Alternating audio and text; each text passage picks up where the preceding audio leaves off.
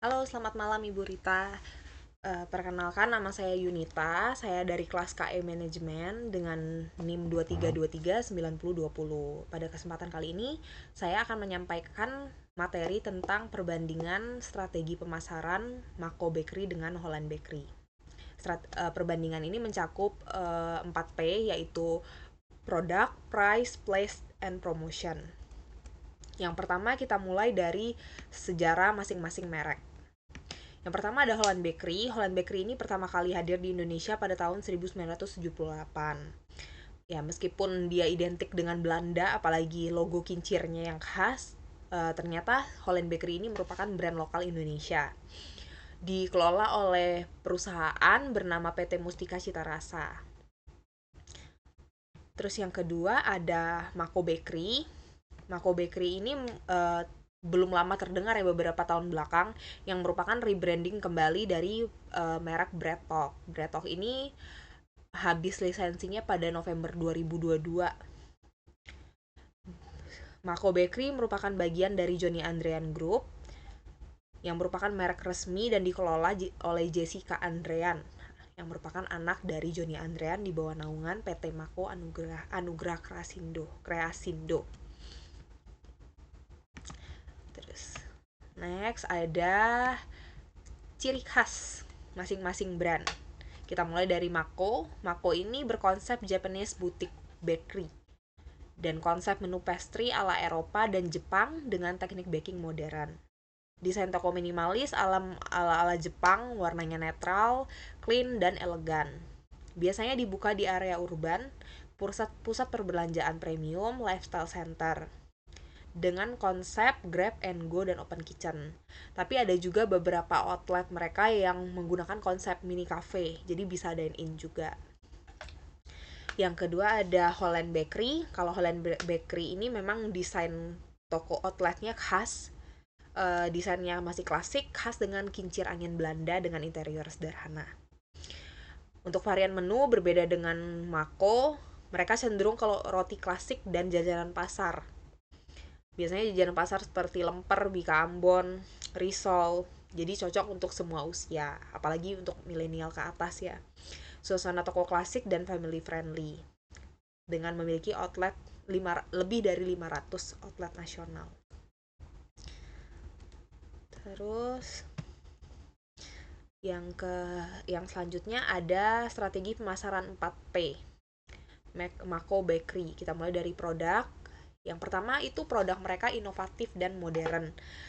Memang Mako Bakery ini mereka lebih banyak dessert gitu ya, dessert kayak cheesecake, dessert box, yang mana itu lebih cocok untuk Gen Z dan anak muda. Menu kekinian disukai anak muda dengan tren pasar berbagai dessert modern.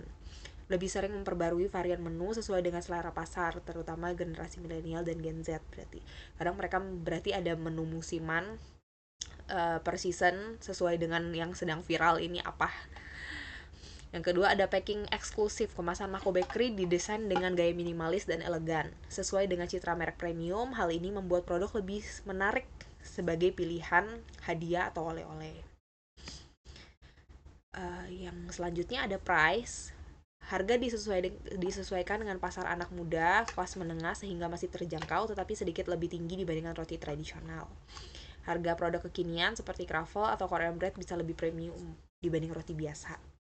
Dan mereka juga ada strategi bundling dan promo diskon untuk varian-varian baru. Selanjutnya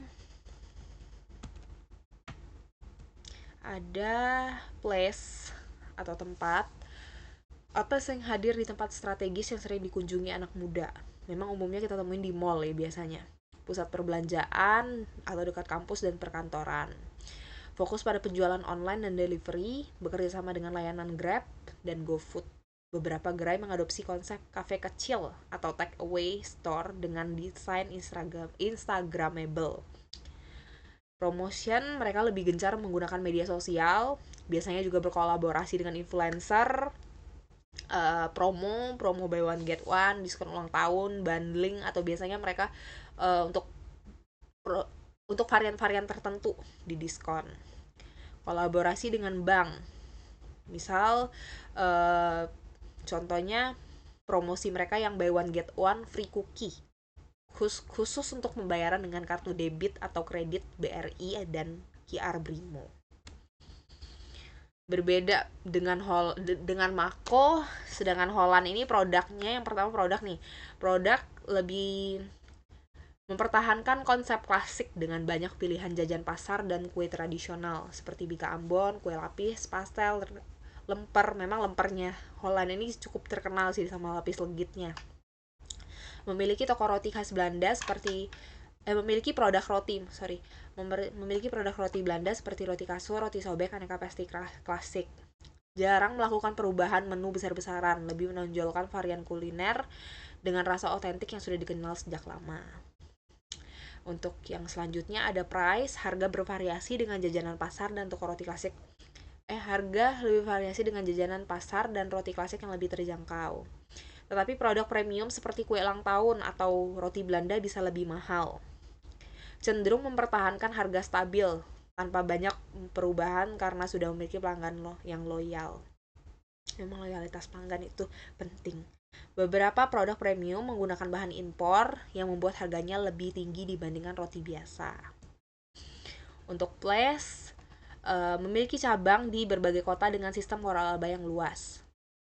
Outlet seringkali berada di jalan utama, area perumahan, atau pusat bisnis, menargetkan berbagai kalangan. Memang Holland Bakery ini biasanya gampang ditemuin ya, misal kalau kita lagi jalan, entah itu mau ke rumah sakit atau mau kemana, biasanya di jalan-jalan utama ada Holland Bakery. Menggunakan konsep toko bakery klasik dengan etalase penuh jajanan dan roti tradisional. Konsep take away di mana pelanggan membeli produk untuk dibawa pulang tanpa fasilitas kafe atau area duduk. Kalau si Holland Bakery ini beda sama Mako tadi, mereka sebagian ada yang menggunakan konsep kafe, kalau Holland full take away. Untuk promotion berbeda juga sama Mako. Kalau Holland ini masih sering menggunakan spanduk-spanduk yang mereka taruh di depan outlet, mengadakan brand awareness yang sudah kuat. Ya memang mereka udah terkenal dan citra brandnya sudah kuat, dengan promosi lebih sederhana seperti diskon di hari spesial, misal hari ulang tahun Holland Bakery. Fokus pada pemasaran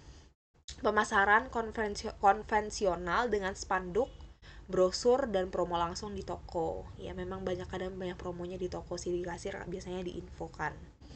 Kadang menggunakan promo paket bundling terutama untuk jajanan pasar, kolaborasi dengan bank dan e-wallet, dan promosi digital. Ini contoh-contoh spanduk yang dipasangnya seperti ini. Jadi untuk kesimpulannya, Mako Bakery dan Holland Bakery memiliki strategi pemasaran yang berbeda karena mereka menargetkan segmen pasar yang berbeda dan membangun citra merek yang unik sesuai dengan kebutuhan konsumennya. Untuk Mako Bakery membangun citra sebagai bakery inovatif dan kekinian, cocok untuk anak muda yang mengikuti tren. Holland Bakery mereka lebih mempertahankan citra klasik dengan produk yang dikenal luas oleh semua kalangan, termasuk pecinta kuliner tradisional. Dengan pendekatan ini, masing-masing brand berhasil menarik pelanggan sesuai dengan identitas dan nilai yang mereka usung. Jadi memang dari segmentasi secara umur, jenis kelamin, itu udah beda ya Mako dengan Holland ini. Kalau misalnya Mako ini mereka lebih ke Gen Z, sedangkan Holland mungkin lebih ke milenial ke atas. Secara geografis juga posisi outlet mereka itu masing-masing berbeda.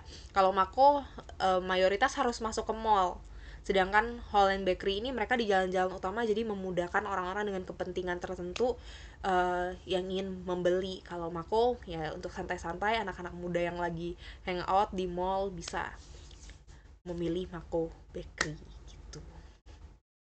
Baik, sekian untuk penyampaian materi dari saya. Lebih atau kurangnya mohon maaf Bu Rita kalau ada salah-salah dalam penyampaian materinya. Semoga berkenan ya Bu. Terima kasih.